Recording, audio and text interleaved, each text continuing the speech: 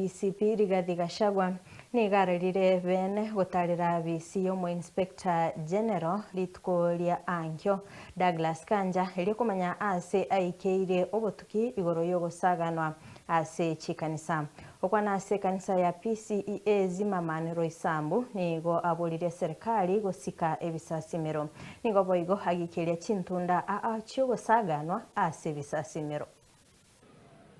We want to ask the government to respect the sanctity of places of worship.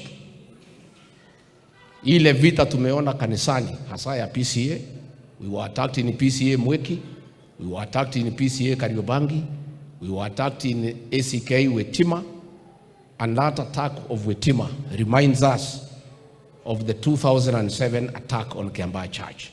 Government, uchunguzi umemalizika na tunajua all the officers who attacked us in Wetima have been placed on the scene.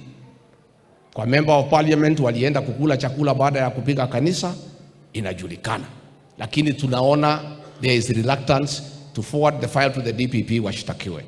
Niambie serikali, until those people have been prosecuted, the Church of Christ cannot forgive the government. Wapeleke hao watu waliumiza sisi kanisani.